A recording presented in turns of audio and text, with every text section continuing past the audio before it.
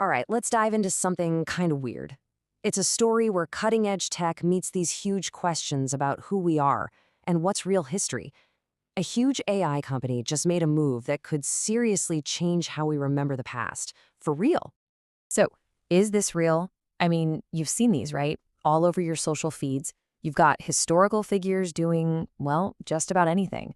Rapping, saying things they would never have said. And yeah, it can be hilarious, but it also makes you stop and ask a pretty important question every single time. And that right there, that's the heart of the problem. This tech has gotten so good, so convincing, that AI can whip up super realistic images and videos of pretty much anyone from history doing, well, anything. This isn't just some funny internet meme anymore. We're talking about a serious modern day dilemma about what's true and what isn't. So things really came to a head recently. One of the biggest names in AI, you guessed it, OpenAI, decided to draw a line in the sand. And they did it over one of the most respected figures in modern history, Dr. Martin Luther King Jr. Yep, you heard that right. The party is officially over for certain AI creations. OpenAI basically said, no more. They're stopping anyone from using their tools to generate Dr. King's likeness. And this wasn't just some random decision they pulled out of a hat. It was a direct response to a very real and very personal issue. See, the pushback came straight from Dr. King's own family. His daughter, Bernice King, came forward and said, look, these depictions are just disrespectful. And that changes everything, doesn't it? Suddenly, this isn't just a tech debate anymore. It's a human one. It's about protecting a family's legacy. So OpenAI and the King estate actually released a joint statement.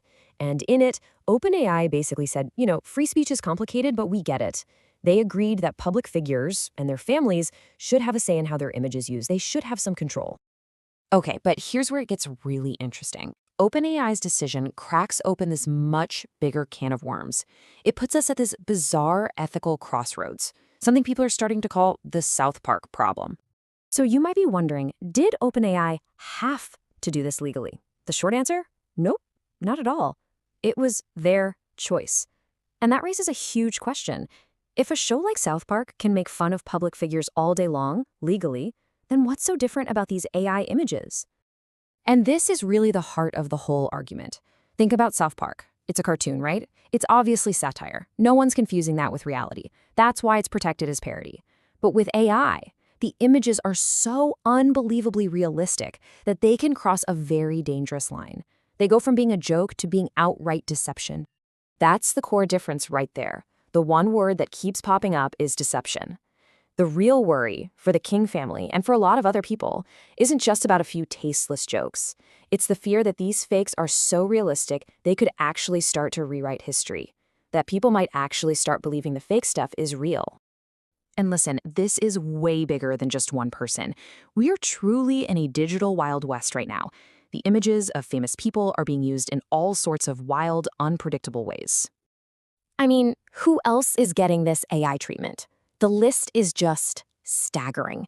You've got Martin Luther King Jr., Tupac Shakur, Mr. Rogers, even William Shakespeare and Mother Teresa. It really seems like no one is off limits.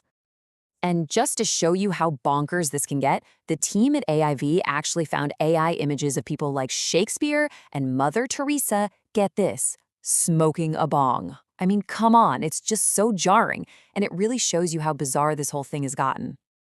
So, where does that leave us? Well, all of this really brings the question back to you and me, because this tech isn't going anywhere. We are all going to have to figure out what this means for, the future of digital identity. And here's the long-term fear, the thing that's really driving this whole conversation. It's not about what's happening today. It's about, say, 20 years from now. Is the next generation even going to be able to tell what's a real historical photo and what's a fake? Will people actually believe the fakes are real? So, at the end of the day, it all boils down to one question. Where should we draw the line? What's the difference between creative parody and just plain digital deception? It's a huge question, and we all need to start thinking about it. So, what do you think? Let me know down in the comments. And hey, if you found this interesting and want more explainers like this, definitely hit that like button and subscribe. Your support honestly means the world and helps me keep bringing this stuff to you.